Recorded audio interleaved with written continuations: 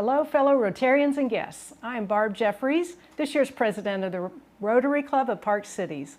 I'd like to bring this meeting to order. If you're a guest joining us today, welcome.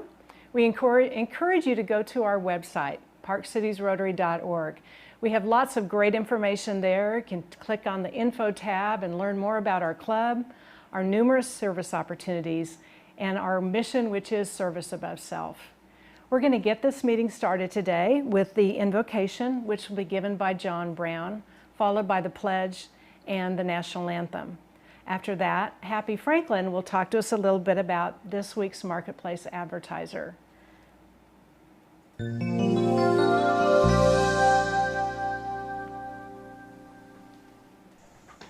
Let us pray.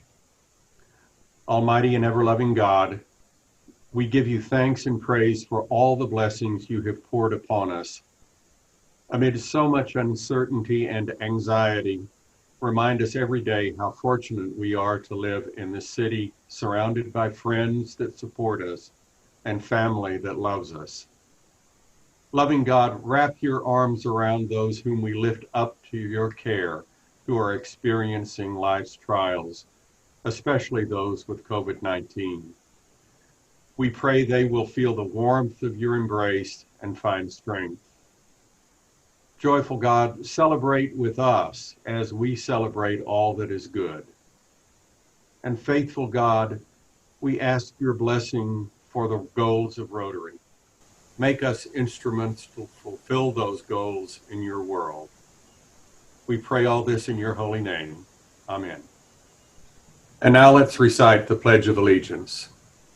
I pledge allegiance to the flag of the United States of America and to the republic for which it stands, one nation under God, indivisible, with liberty and justice for all.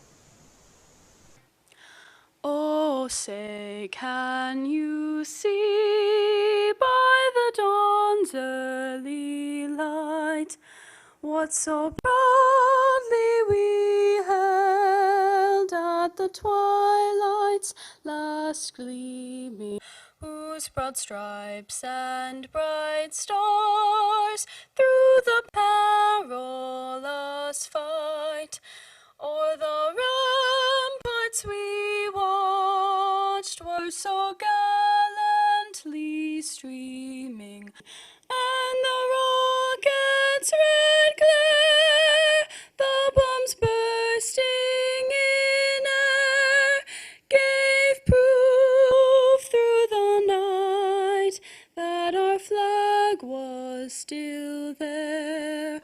Oh, say does that star-spangled banner yet wave o'er the land of the free and the home of the brave? Our PCR Marketplace sponsor today is Cleve Clinton. Past President Cleve Clinton is a board-certified civil trial attorney who represents family businesses and maverick risk takers at the full-service law firm of Gray Reed in Dallas. Whether he's serving as lead counsel in one of the growing number of fiduciary litigation claims within family businesses or advising a family in transition, Cleve's focus is always the same: achieving the client's goals either in or out of the courtroom. When a deal or controversy requires a multidisciplinary approach, Cleve assembles a team of Gray Reed attorneys and other professionals with a perfectly matched skill set. Cleve masterminds team solutions for specialized situations needing tax, employment, real estate, construction, regulatory, and/or strategic and tactical planning solutions. Cleve takes pride in striking the perfect balance between legal strategy and a client's practical goals, all the while minimizing family conflict. Cleve is a past president of the Rotary Club of Park Cities and the co-chair and co-creator of the RCPC Legacy of Leadership Series. This is a great time to sign up to participate in this year's RCPC Legacy of Leadership Series. Please email Cleve or Dustin with questions and/or to sign up. We thank our PCR Marketplace sponsor today, Cleve Clinton. The Rotary Foundation. The mission is to enable Rotarians to advance world understanding, goodwill, and peace through the improvement of health, the support of education, and the alleviation of poverty. The foundation was created in 1917 by the 6th president of Rotary International, Arch Klump. It's grown from an initial contribution of $26.50 to more than $1 billion. The Rotary Foundation is the backbone of all the charitable work that we do. Our foundation has earned a 5-star highest rating from Charity Navigator, an independent organization that rates nonprofits. When we donate, we can donate to 3 funds. 1, the annual fund. Each gift to the annual fund helps Rotary clubs take action to create positive change at home and around the world. These contributions to the annual fund are transformed into grants that fund local and international projects and scholarships and other activities. Each year, our district sees a block grant of 1/2 previous giving to support humanitarian projects. The other half is then matched by the World Fund. When you go to Rotary.org and you hit the donate button, you're given several options. And I'm just making a strong suggestion. You can hit any box you want, but the preferred boxes would be the annual fund, where the half of the money comes back to our district to help our clubs with district grants, and Polio Plus. Polio Plus has reduced polio cases by 99% worldwide since the first project to vaccinate children in the Philippines in 1979. Rotarians have immunized more than 2 billion children against polio in 122 countries. And then the third way to donate is the endowment fund, which was the permanent fund. And this mostly grows through planned giving, and funds are invested in perpetuity.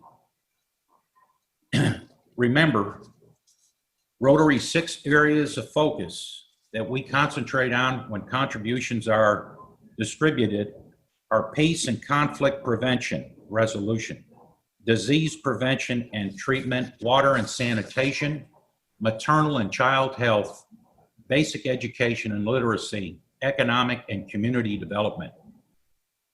In closing, I remember back in '85 with our club, the Rotary International Foundation, and we had C.C. Colley as our district governor.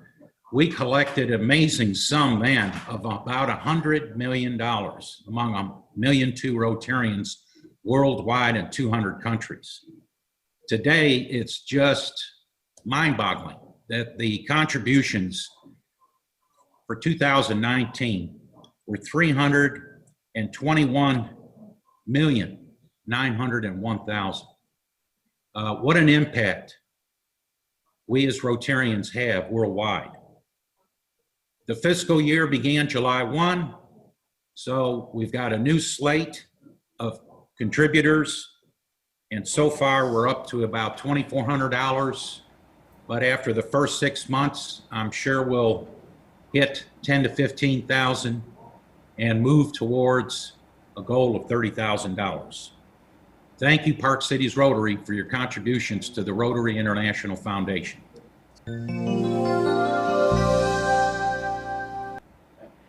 Thank you, John, Happy, and Greg, for being part of today's program. You all did a great job.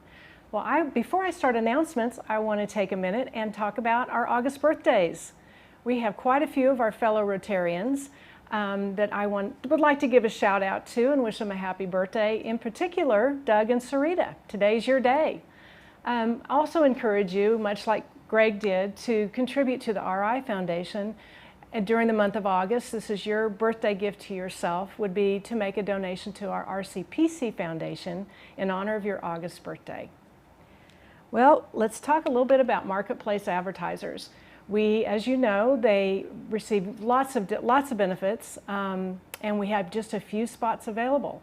So if you are interested in being one of our marketplace advertisers, we would love that. Contact Mark Casher, and he'll get you all set up. We also, for the guests joining us and for our members, encourage everyone to subscribe and share our RCPC YouTube channel.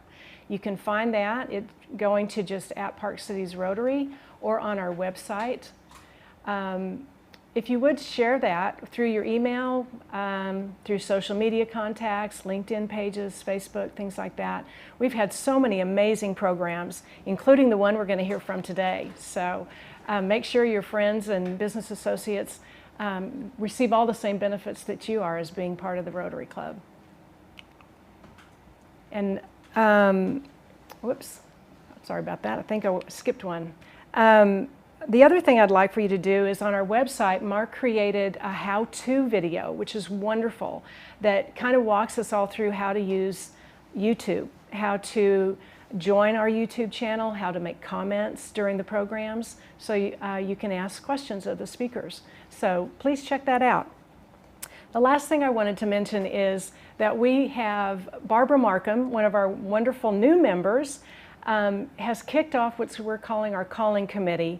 It's just a one-time, started yesterday, and they're going to wrap up by Sunday. She has a group of 7 or 8 Rotarians with her on this calling committee. So you'll be getting a phone call. Please answer. They have just a few questions about the club, how we're doing, how you're doing, and specifically about the month of September. As you know, we make our decisions 1 month at a time, whether or not we're going to continue this virtual meetings in Mark's wonderful studio, or if we feel like we're ready to get back to in-person meetings at Maggiano's. The board is going to have a special called meeting on Monday at noon, and so this is our chance to ask each of you, what are your thoughts?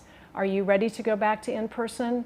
Would you like to have a choice, in-person and virtual, which will happen simultaneously, or just continue with virtual? So we'd love to hear your thoughts on that. I would like to real quick thank the members of that calling committee. They're Valerie Palin, Sean Foster, Lee Wagoner, Richard Stanford, Fred Brown, Pam Carvey, Paul Pyrock, and Bill Sleeper. Thank you all for saying yes when Barbara made the ask. We've got lots of great programs coming up. The next week will be our own club member, Tricia Cunningham, which runs the North Texas Food Bank. The program chair of the day will be Happy Franklin, and we're really anxious to hear how things are going with the food bank. They're one of our strategic partners, and they're very important to the club, and one of our collaborative partners and part of our strategic goals. Then on September 4th, we'll have Paul Hendershot.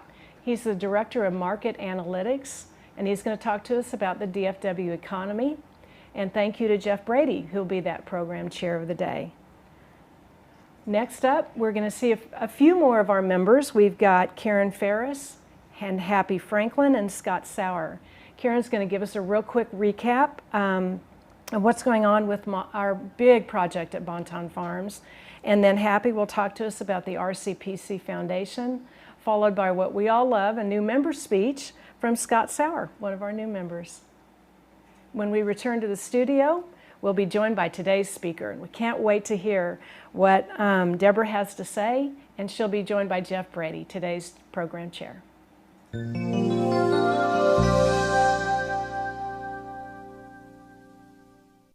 Hello, everybody. I hope everybody's having a wonderful day. I do want to take a few moments here to update you on the ABC project. You may remember ABC, the Agape Bonton Clinic project that we started early last year. First of all, you need to know it's no longer the ABC project.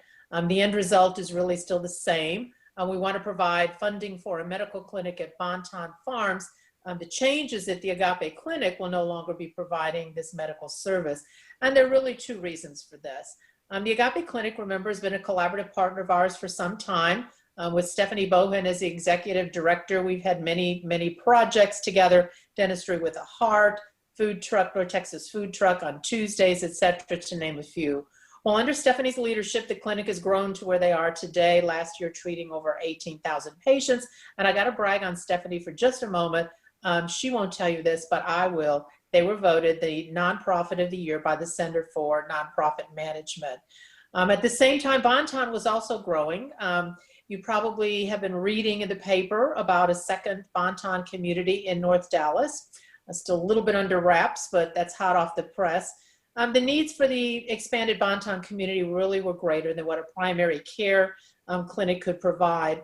In her capacity at Agape, Stephanie was involved and responsible for the Bonton project, and her heart has been with the people of Bonton really from the beginning.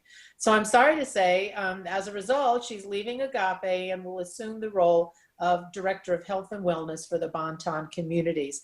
She has the full support of the Agape board on this move, and really congratulations are in order for Stephanie. She'll be responsible for vetting the different providers at both facilities.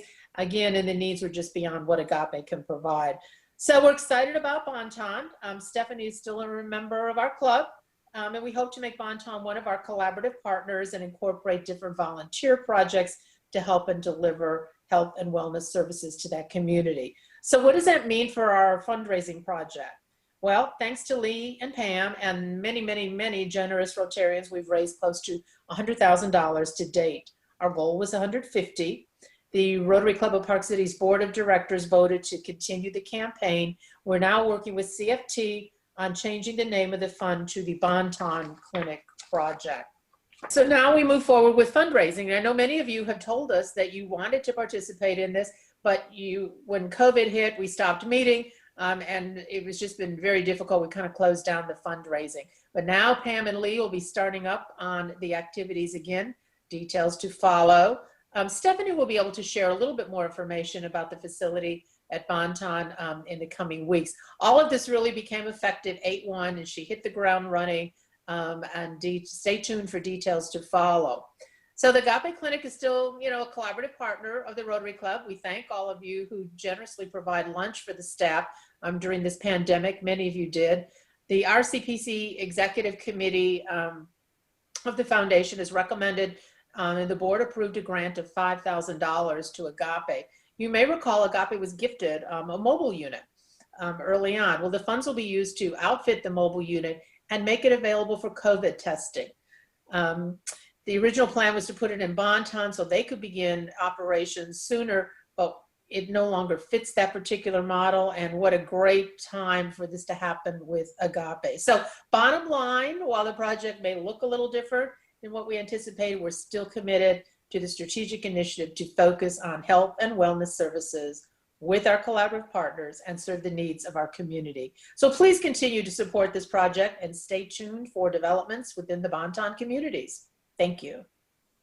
Hi, friends. Happy Friday. The RCPC Foundation's executive team had our regularly scheduled quarterly meeting this past Tuesday on August 11th. We reviewed and discussed the grant applications that were submitted on the electronic portal system found on our club website. The Rotary Club of Park Cities Foundation has 3 separate funds: the Community Fund, the Centennial Fund, and the Agape Bonton Clinic Fund, which is now the Bonton Clinic Fund. You can make contributions to the community and the Bonton Clinic Fund.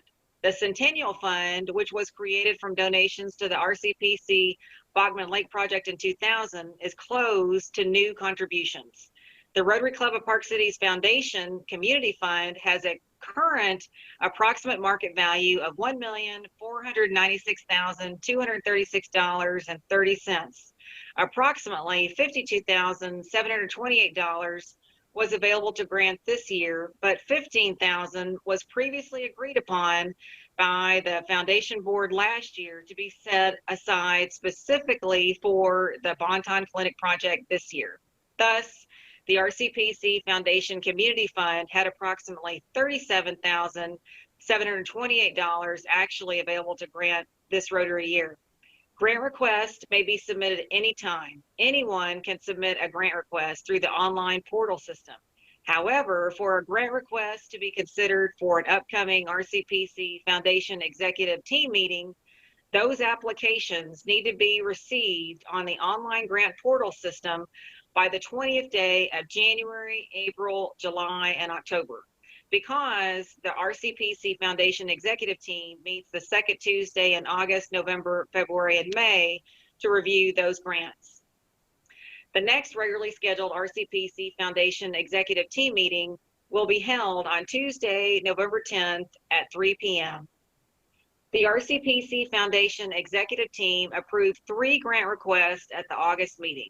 They approved a grant request for $1,000 and $1,050 to benefit the Ronald McDonald House, a $5,000 grant to benefit the Agape Clinic, which will support their triage and mobile medical clinic, and a $7,500 grant to support the North Texas Food Bank as a Rotary Club of Park Cities parade beneficiary. The RCPC Foundation Board deferred an external grant request from Preston Hollow Elementary School and from eQuest. The third fund was created for our current signature project benefiting the Bonton Farms Clinic, formerly the Agape Bonton Clinic.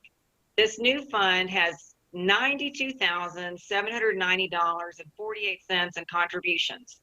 Currently, when you make a contribution to the RCPC Foundation, your contribution will automatically be designated to contribute to the Bonton Farms Clinic project unless you specifically request that it be deposited in the community fund. Our club has promised to raise $150,000 for the Bonton Farms Clinic. So your contributions to the RCPC Foundation helps our club get that much closer to reaching our goal and completing our commitment to the Bonton Farms Clinic. It's going to be very exciting and rewarding to be a part. It gets us that much closer to our goal. All right, good afternoon. My name is Scott Sowers, and this is my new member speech. I first learned about Rotary through my grandfather. He was passionate about and so committed to the Rotary Club that he had perfect attendance for over 60 years. Even when he traveled overseas, he would find opportunities to connect with different Rotary groups and tell his home Rotary group about his travels. About a year ago, I began coming as David Goodson's guest. I think he had to introduce me about half a dozen times before I applied and got to meet downstairs with the welcoming committee of Bill and Bud. My firm, Good Fulton & Farrell Architects, has used David's engineering firm, RLG, more than any other consultant in the past 35 years that we've been in business. The most notable project that David and I have worked on together was the Moody Family YMCA at the Park Cities. In addition to the YMCA work, I've been blessed to be the architect for all of the Park Place dealership over the past 22 years. So everybody asks, do I get a good deal on the cars? And my pat answer is the answer that they've given me, which is $100 off anything in the lot. I've been on the board of the YMCA since it opened about 4 years ago, and I've met other Rotarians through that service, Daniel Davinsky, Willie Lees, and Tanya Bowden. In addition to serving the Y, I also volunteer with the University Park Zoning Advisory Board and the University Park Friends of the Library. A little bit about me personally. I grew up in Northern Kentucky where my family still lives. I'm a big University of Kentucky basketball fan, even though I attended Miami University of Ohio. My 2 greatest sports memories attending sporting events was watching the UK Wildcats win it all in San Antonio in basketball in '98. And then this past year, I went with my brothers to Madison Square Garden to watch them beat Michigan when Michigan was ranked #1 at the beginning of the season. I came to Texas in '91. I went to University of Texas at Arlington for my master's, and I graduated in Rome for my final semester. So that was a great place for anybody to spend some time, but especially an architect to get to see all the history and all the different things that we learned in school. Currently, I live in University Park, and I've got 2 daughters, one who is 17, Gabriella, and she just was admitted to Booker T. Washington for dance, and she'll be an incoming junior. Olivia is my 14-year-old, my youngest, and she'll be a freshman at Highland Park High School.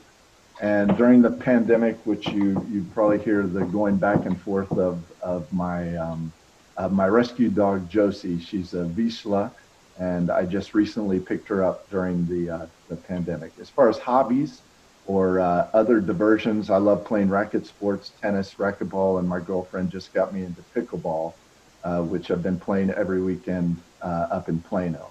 I love walking the Katy Trail, and that's a great amenity for the city of Dallas. And I love to sketch, and I'm trying to get better at photography, which has just meant to this point buying a lot of expensive equipment and not getting any better at actually being a better photographer. And the thing that I miss most about that COVID-19 has made me appreciate about is missing the collaboration at work. And how important it is to have a clear delineation between work and home, and how nimble I need to be to adapt to changing circumstances and these Zoom things, which I'm terrible at.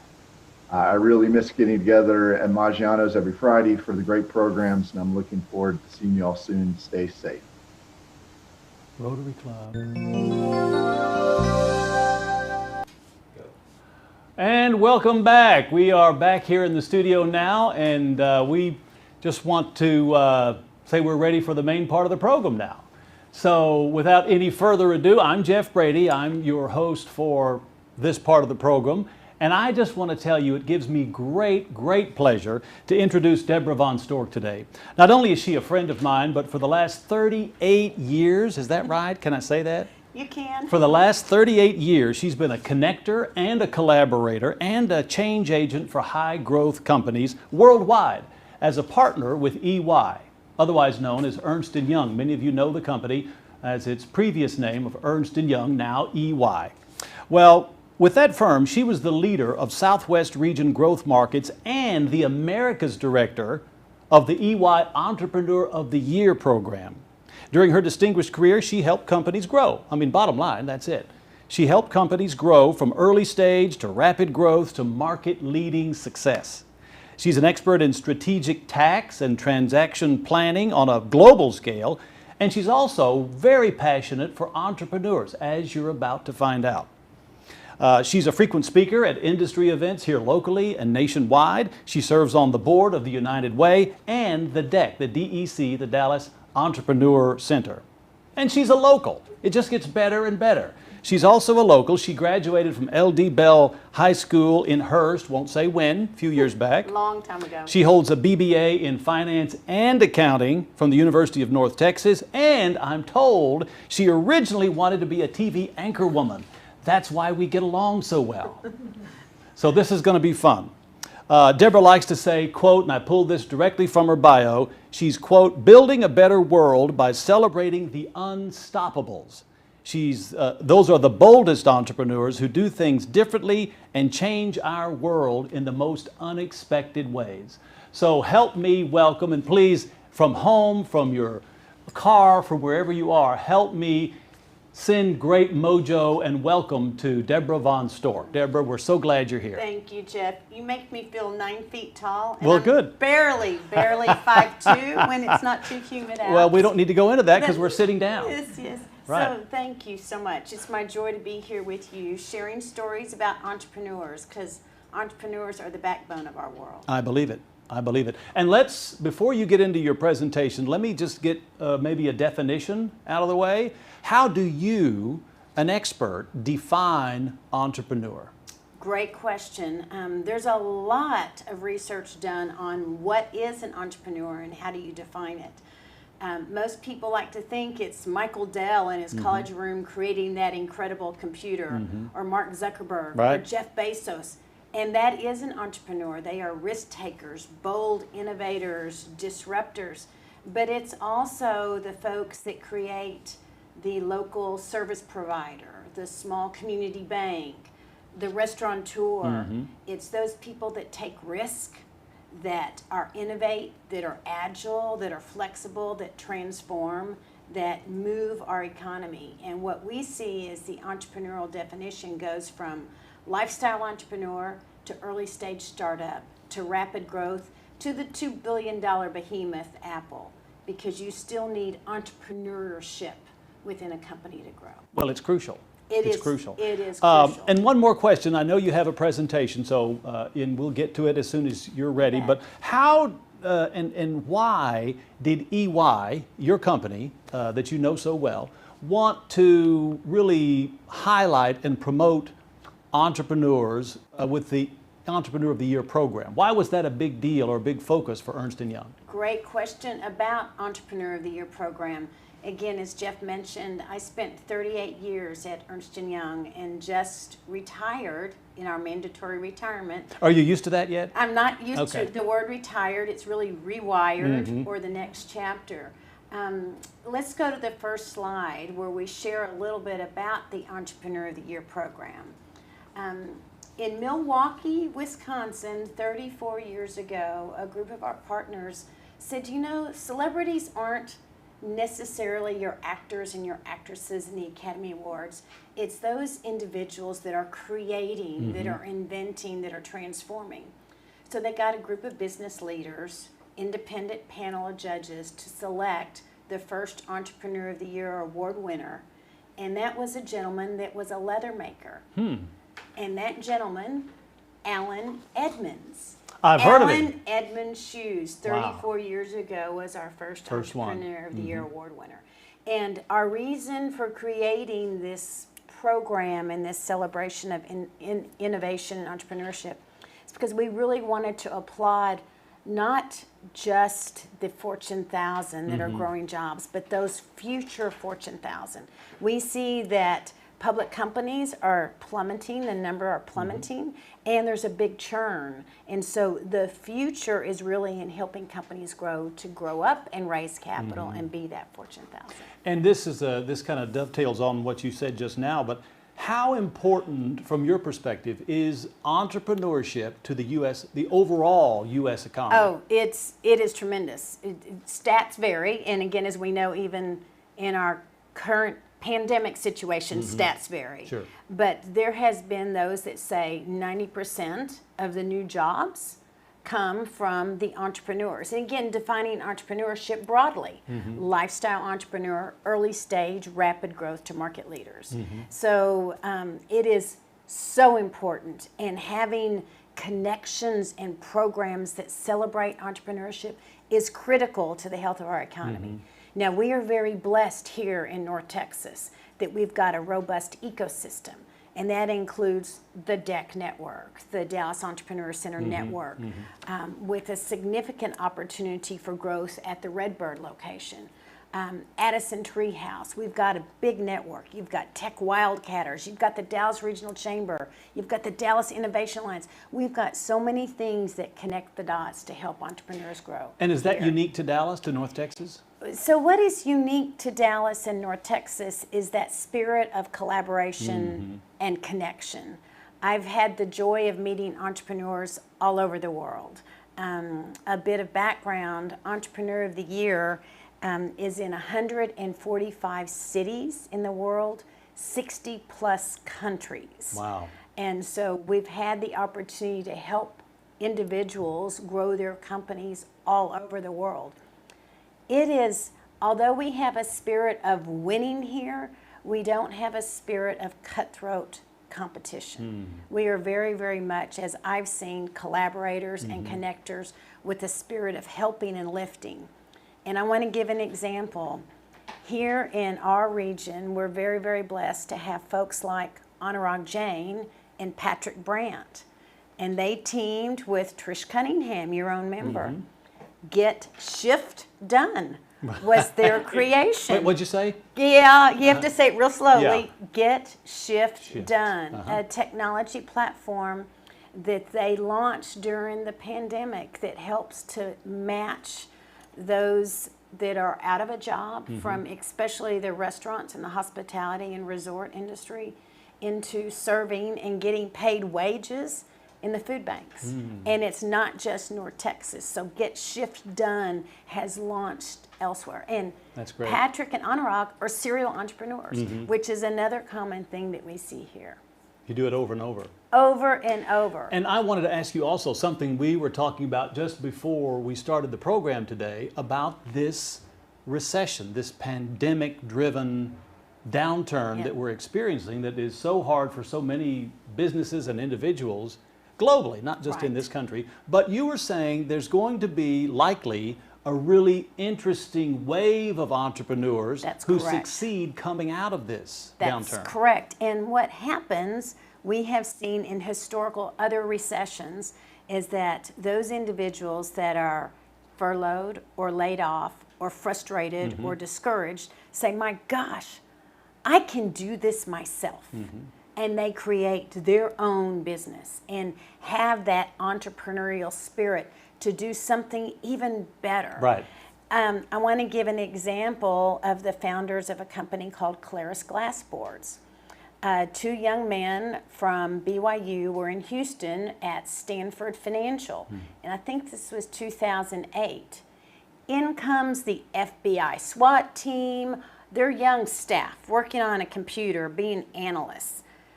FBI SWAT team comes in and shuts down the business. And all of a sudden, on all the TV screens, there's a news story about a Ponzi scheme.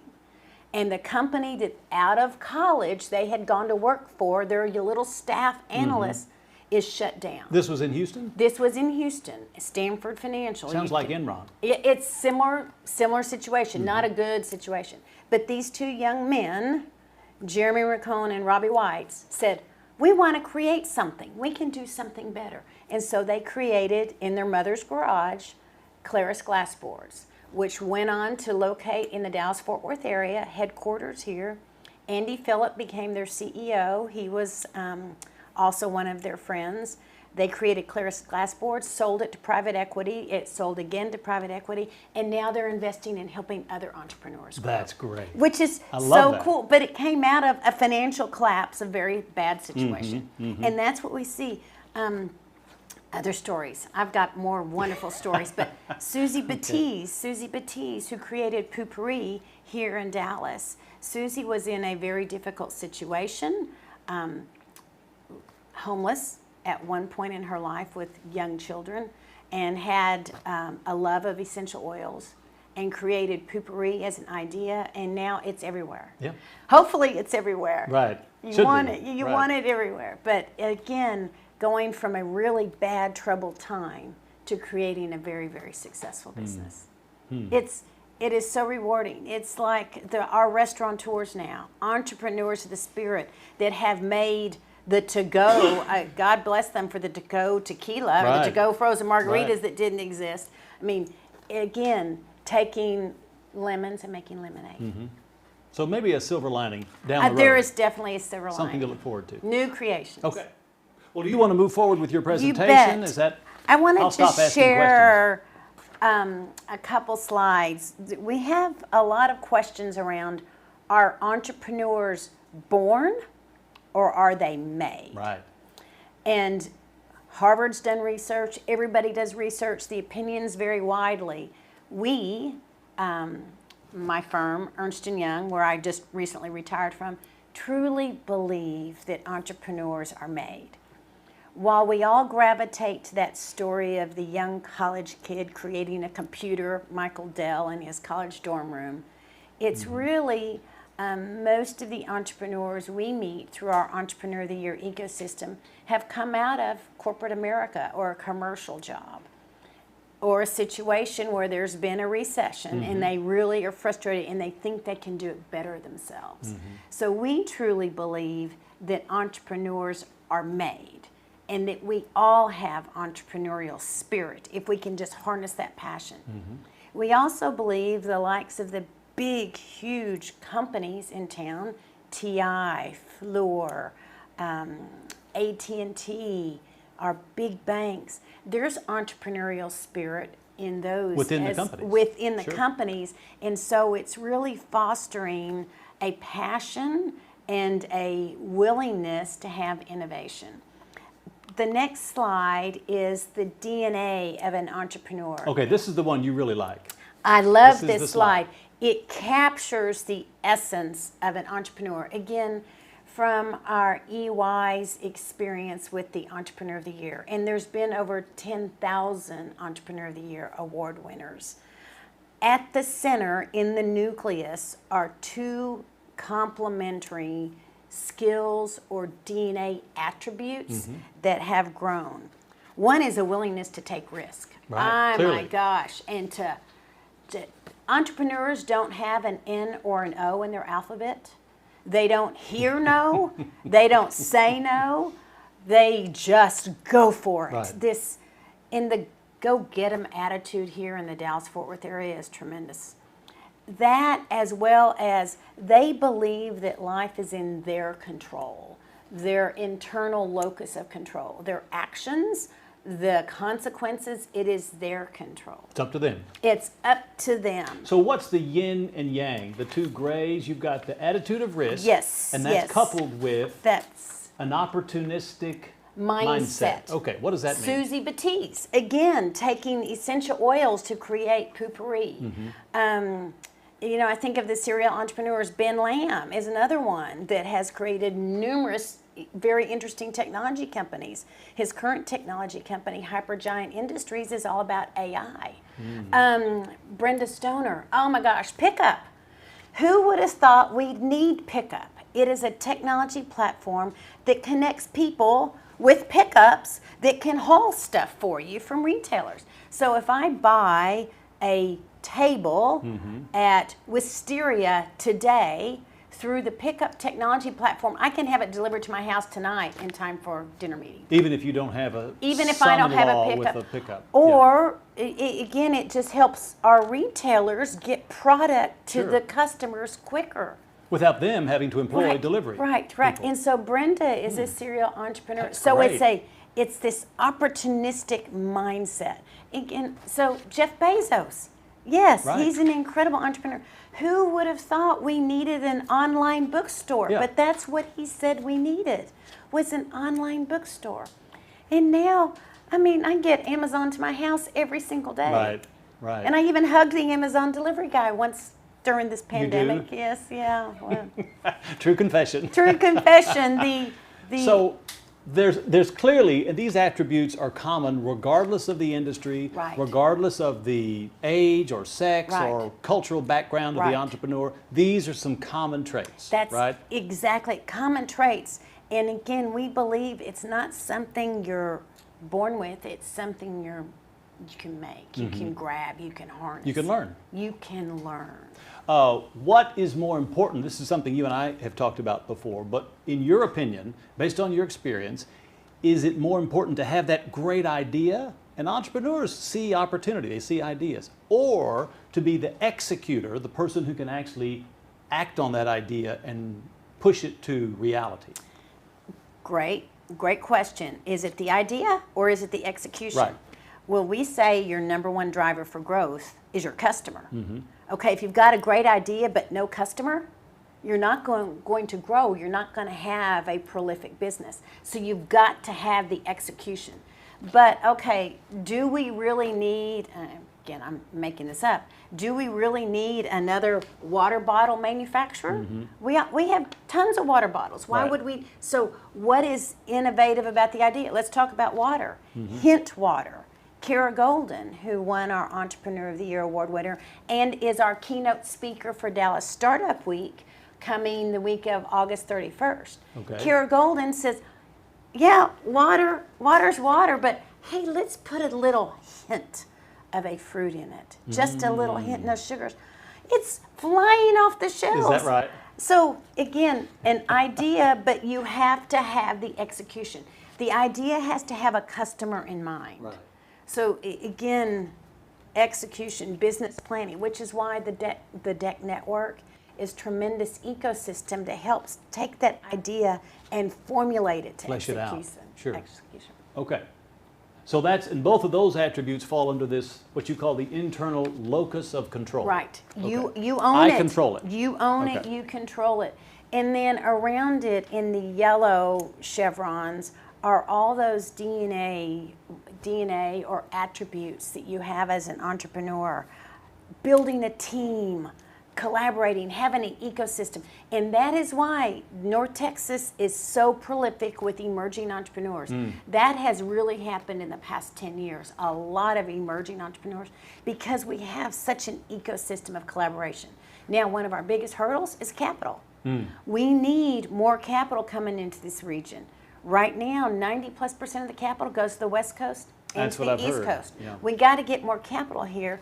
Steve Case has the Revolution Fund, which is the rise of the rest, and he wants to focus on the flyover states.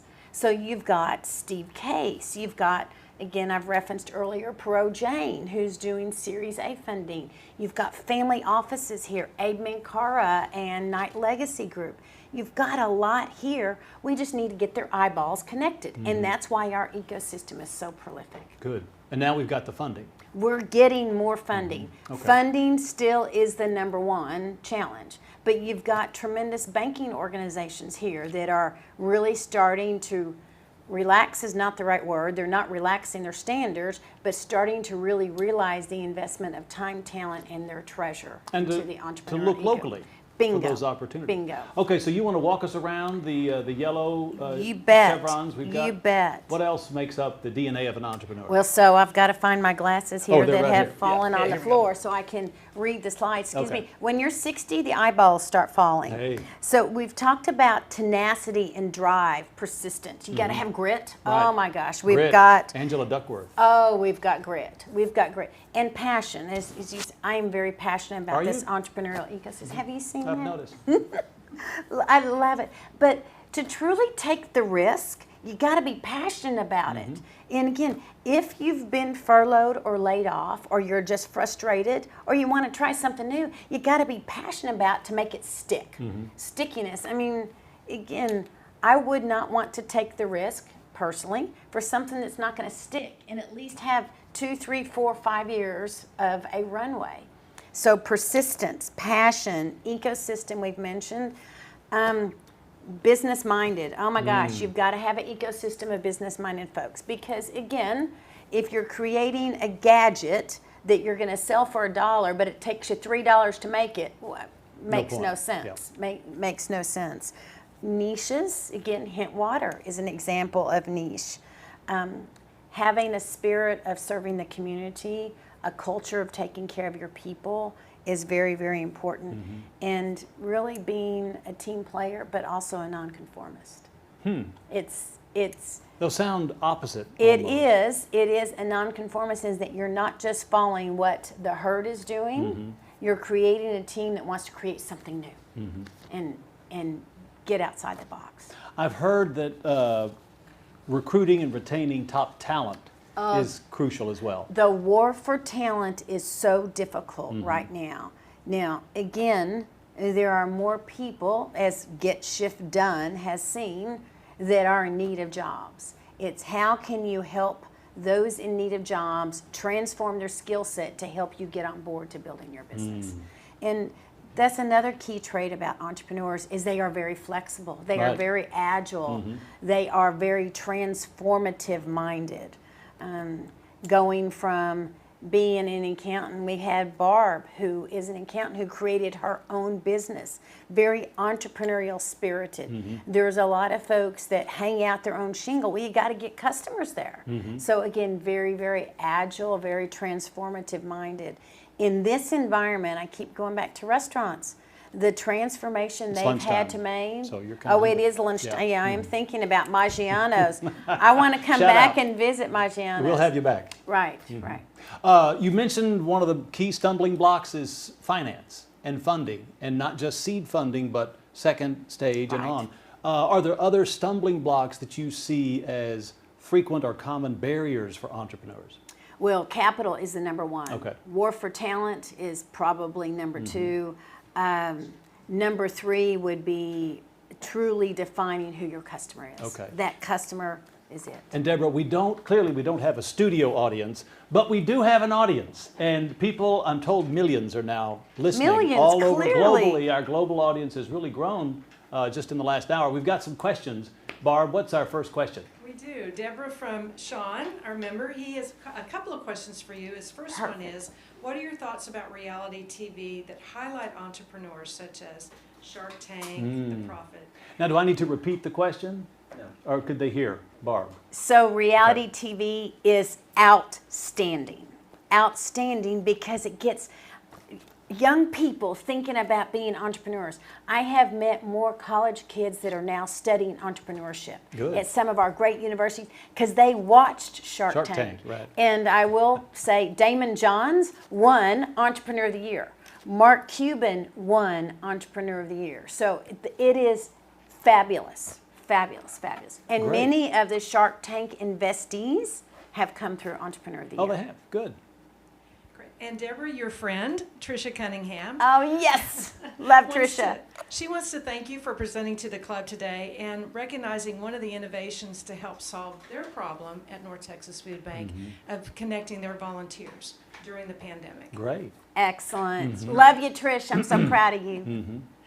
And then the last question is, what do you predict is going to happen as a result of layoffs during this time? Do you think you'll see more? So I wish I had a crystal ball on Right. what's going to happen economically. I think the next 3 months will continue to be rocky. I think 21 will probably be rocky. I don't know that there will be a significant amount of new layoffs, but it's how do we reemploy those that have been laid Right. off. I hope that we'll see more activity with the ecosystems and more folks that have been laid off will say, now's my time to build my own business and to truly harness their spirit of entrepreneurship. And Deborah, my last question is what lessons learned because of your experience and your exposure to so many successful entrepreneurs, what lessons have you learned from working with these people for so many years? I've learned personally that if you have the passion and the drive and the gumption, the sky is your limit. There's nowhere but up. All right. That sounds like a Texas motto. That doesn't is it? a Texas That motto. works. That works. And we want to thank you for being Thank here. I you. think My we're just, joy. Thank just you. about out of time. I hate it, but I'm so glad that you were able to join us Thank you. today. Thank We've you so much. Really enjoyed your expertise and your personality, so thank you for being here with us in studio and with so many who are joining online.